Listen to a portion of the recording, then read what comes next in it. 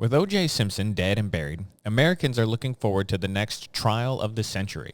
And luckily, the lawfare against Donald Trump has given us many new ways to enjoy the erosion of representative democracy. Take, for example, the first case in New York against the former president to come to trial. It has all the makings of as politically divisive a case as the O.J. trial. There's a porn star, a crooked lawyer, and an ultra-famous bombastic defendant who I bet at least once screams at the judge, "No, you're out of order." Just like the O.J. trial, where everyone knew that O.J. Simpson killed Nicole Brown, in this case, everyone knows that Donald Trump is guilty of being a Republican, which to the Democrats is almost as bad as murder. And sure, whatever verdict will be reached in the case is destined to be bad for America, but boy, won't it be fun to watch. I'm Tyler Chrestman. Welcome to the Chrestman Conversation.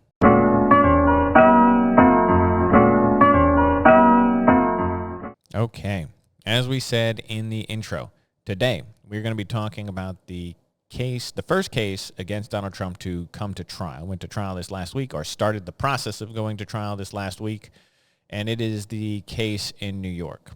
Now, just a brief thing I want to say here.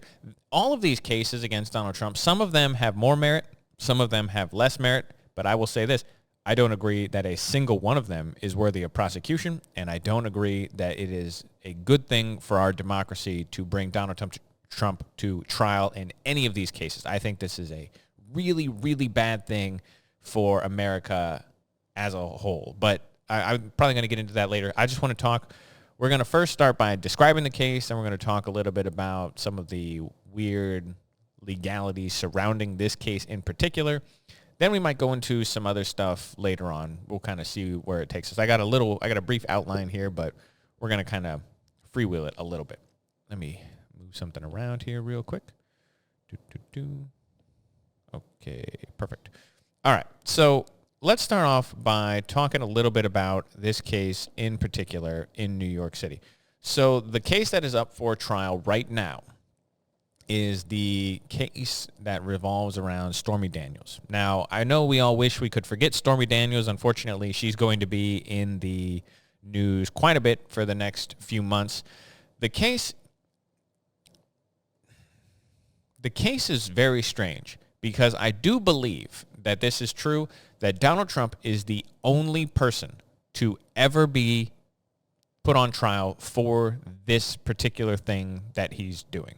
I think he's the only person to ever be tried under this statute in the way that they are trying it, and I'm going to get into that and why this is total nonsense here in just a moment.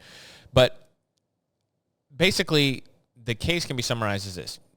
Donald Trump is alleged to have paid Stormy Daniels a bunch of money through his lawyer, Michael Cohen, and then falsified the business records to say that he reimbursed his lawyer for legal fees, and that is what the case centers around, that Donald Trump misfiled some paperwork.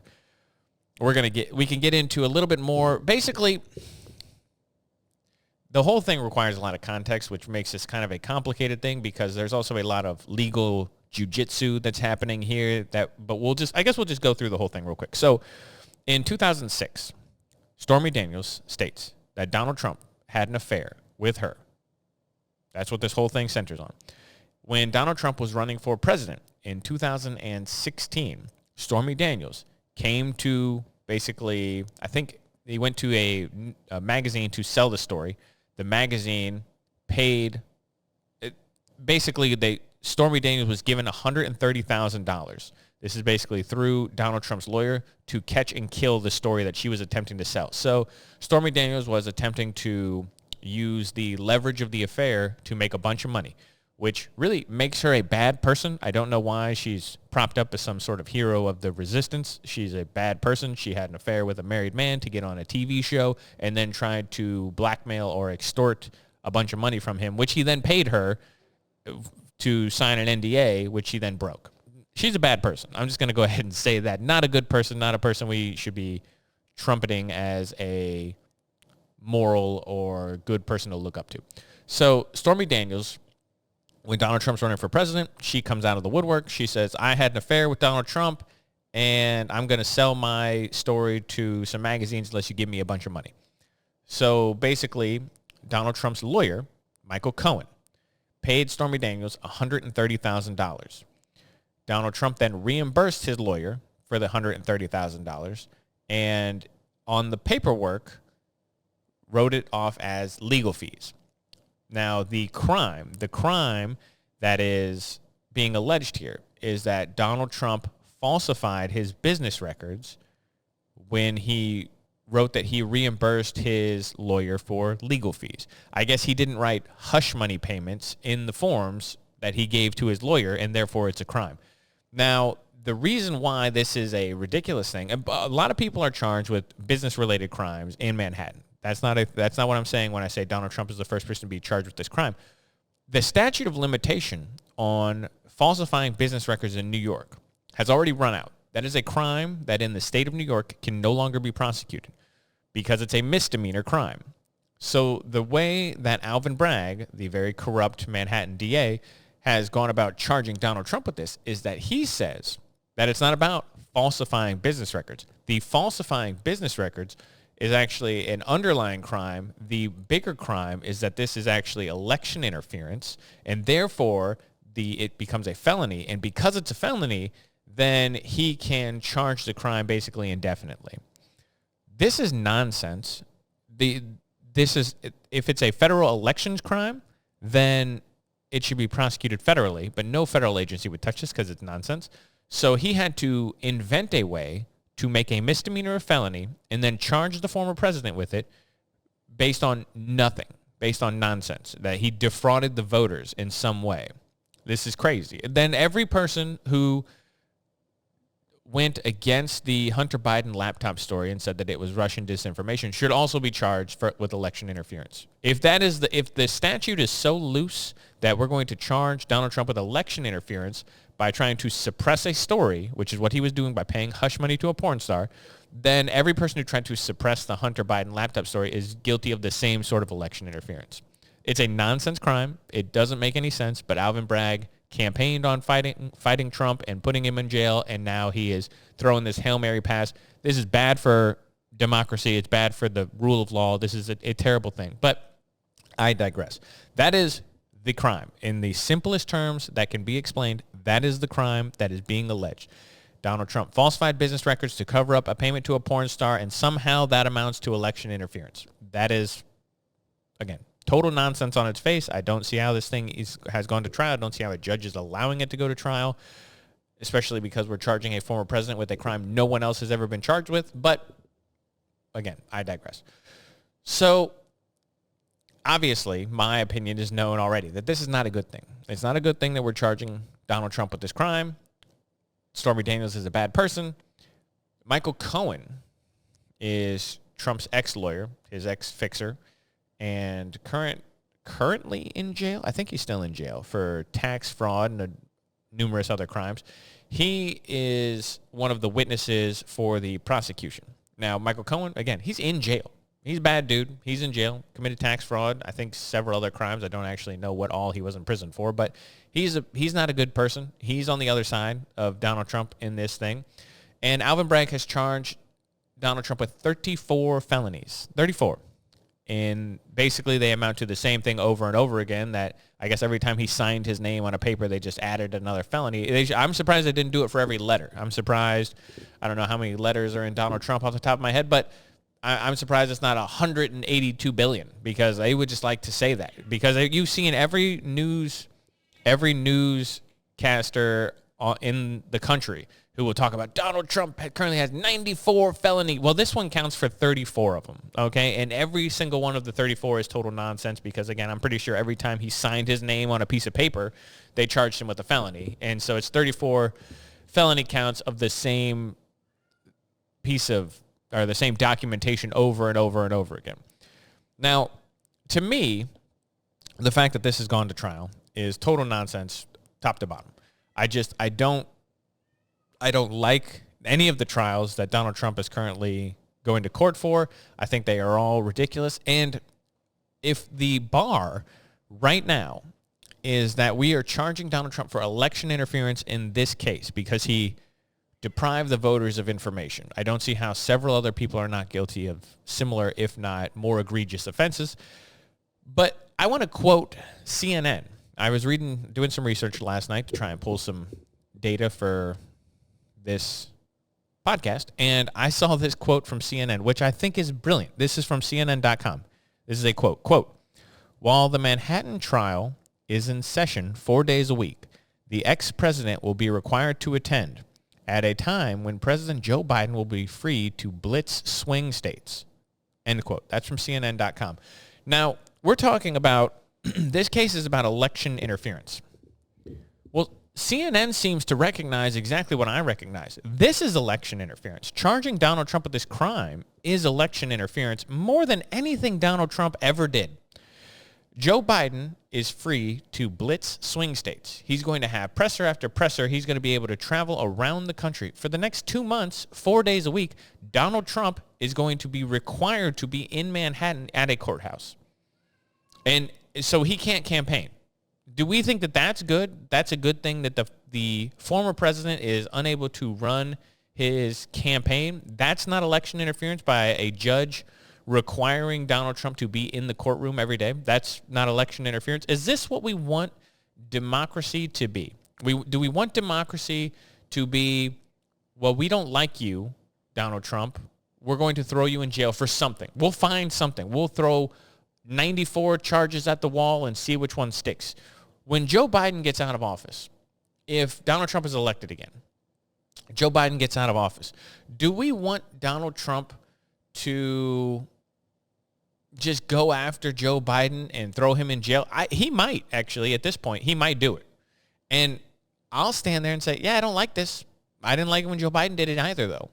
And Alvin Bragg, Letitia James, all these really bad, dumb people who are currently going after the president, they've had meetings with Joe Biden.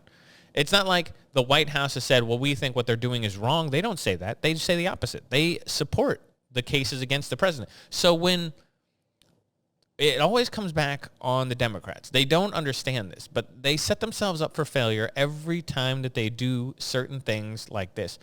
And so when it comes back around and they cry about it, am I going to be able to say, oh, yeah, that's bad? I don't know. I don't know. I don't like hypocrisy. And so it's not good when it's my team and bad when it's your team. That's hypocrisy. But you can't just let someone push and push and push and give and give and give. This is, I can't remember if it was Lenin or Stalin right now who said, push where there's mush, right? This idea that you go at your enemy where they're soft and you push until you hit something hard. And that's what the Democrats are doing. So you can't let them push and push and push and then not push back if you're a Republican. We saw this with the judges, okay? It used to be that federal judges had to be appointed by a supermajority. So you had to get federal judges through a confirmation process that involved something like 67 senators, and they all had to approve it. So what that meant is you couldn't put the most radical judges on the federal courts because you had to get a significant number of the opposition to agree to your nominee. And what that did was it required people to pick sort of more moderate people. This all changed. It changed with Robert Bork, and it certainly changed with Clarence Thomas. And then the Democrats, when they were in charge, they blew up the rule that said you need a supermajority, and they made it a simple majority. And Mitch McConnell told them at the time, hey, if you do this, when we're in control, don't be surprised if we do the same thing. So the Democrats were able to push through a whole bunch of judges with a 51-vote majority, which meant they pushed through more radical judges. And then when Donald Trump came in office, what happened? The Republicans said, well, we're going to do the same thing with the Supreme Court. And the Democrats said, oh, my God, you're breaking precedent? How could you do such a thing? This is terrible. And then you know what happened? Roe v. Wade got overturned. But the Democrats set themselves up for this. And then they cried about it. They're doing the same thing right now. You are setting a precedent that is bad for the country, and it's bad for your future. Because if you think that the Republicans will not remember how you treated Donald Trump, you are mistaken. If you think that you're going to throw him in jail. And then the next time there's a Republican, you're not going to see similar things. Well, don't expect me to cry for you when you're out in the streets protesting because Joe Biden's going to be put on trial for his obvious corruption. I'm not going to be upset. I can't be, because you started it. And when you start it and you get hit back, how can I be upset? I'm a believer in the Constitution. I believe that the Constitution is one of the best frameworks for government ever established. I believe in the principles of the Declaration. I believe in the legal framework of the Constitution. But when you violate the standards, the norms, the practices, you cannot be upset when it happens back on you. And so if we're going to have this where, we're going to send our political opposition to jail when they're done, that makes us a banana republic. It makes us no different than most South American dictatorships that just take turn imprisoning the former leaders. That is not a good way to have a cohesive and flourishing country, and Democrats need to recognize this. Donald Trump is not a unique threat. The Democrats see Donald Trump as such a unique threat, and they think all Republicans, they go, why can't the Republicans just understand how unique of a threat Donald Trump is? And if only those dumb Republicans would view the world the exact same way we view it, they would know that Donald Trump is a threat to democracy, and January 6th was the worst thing that ever happened ever. And it basically goes January 6th, the Holocaust, 9/11, everything else. January 6th is top of the list. And if they only knew that democracy was a width of a piece of straw that was this close to breaking the camel's back, and we almost became a tyrannical republic overnight. I think there are some Democrats who actually believe this, but it's total nonsense. And they don't understand Republicans who look at it and say, yeah, January 6th was ugly, but what about all your foibles? And why would we vote for you over Donald Trump? Actually, I want to play a clip here. Let me pull it up here real fast. Okay, hold on. Just listen to this for 1 second. I want to talk about it.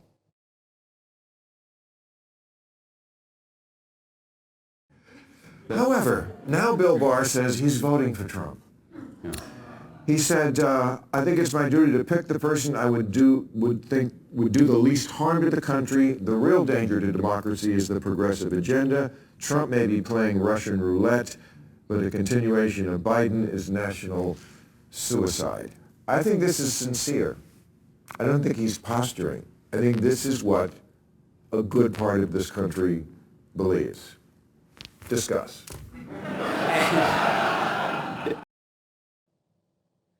So let me just real quick. So this is a clip from the April 19th. This is on last Friday, the Real Time with Bill Maher episode. So that was Bill Maher speaking, and then this is going to be John Meacham who speaks. I'm going to play about a minute of him, and then I'm going to talk about it. So here we go. It is what a good part of the country believes. It's also a good part of the country's wrong about that as a rational matter. Now, politics and rationality are not complete bedfellows, which is part of the reason for the Constitution, is that we're going to give reason a chance to stand against passion. What Barr is doing, and what so many, I sometimes think of them as the Peter Millar Republicans, right? These are Republicans who are not full MAGA people. They're men's grill types who don't want Democrats picking judges or setting tax rates. They talked themselves into this twice, in 16 and in 20.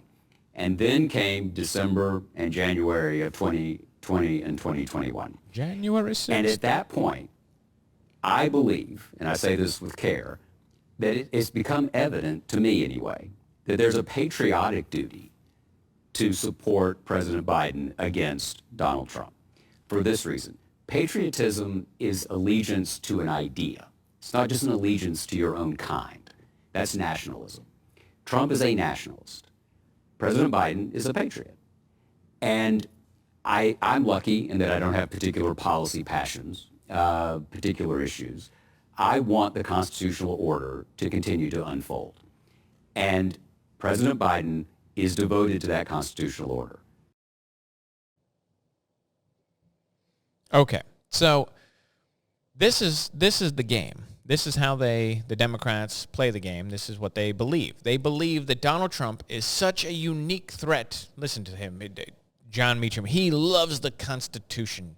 Now, the fact that Joe Biden blatantly ignores parts of the Constitution or parts of the Supreme Court rulings he doesn't like, that doesn't bother John Meacham because December and January of 2020 and 2021, that's all he needs to know. Because at that point, you're no longer a patriot if you vote Republican because Donald Trump didn't concede the election. That makes everything that he's ever done bad and everything that the Democrats have ever done good. And John Meacham doesn't understand that Republicans, like myself, I'll use myself as an example. I never considered myself a Republican. I always rejected the label, but I've embraced it. I don't care anymore that I don't necessarily love the Republican Party, but I am more conservative than I've ever been in about a lot of things. Because I look at the Democrats and I just see dishonesty.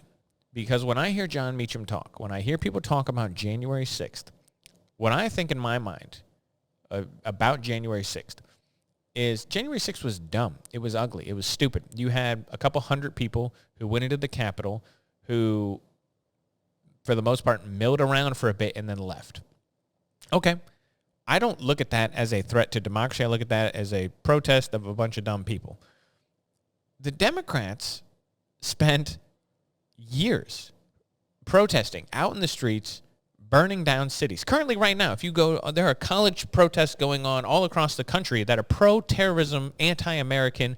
Look at Columbia University up in New York. Right now is a great example. There were protests on college campuses. There were protests in 2020. The George Floyd riots. I know we all like to forget that this happened, but for a year, we had major cities that were protests. There were protests. There were riots. There were fires. There were arsons. We're talking billions of dollars worth of damage done. I can use one anecdotal. There was a night at my house in downtown St. Louis where I went out in the street and took pictures of people lighting fires in the streets. The 7-Eleven by my house burned to the ground. It never has been rebuilt. It's just an empty lot that sat there now for 4 years. There were cars on fire. I have videos. I have pictures I put up on the internet. This is just my house. There's a museum across the street from me that they attempted to set on fire, and the only reason it didn't burn is because it's a good brick building. That's it. And I look at that, and I say that the Democrats' support of the George Floyd protests and riots has more effect on my life than anything January 6th ever did. Donald Trump talked a lot of stuff about the election, and you know what happened? Then he left the office. That's it. Just like a lot of people talked about elections in the past. I don't care. I don't care about January 6th. I cannot make it more clear. They don't understand the Republican view on that because a lot of these people look at January 6th and they say, oh my gosh, the Republicans had one protest that turned a little violent. Now, no one died except a protester. Nothing burned down.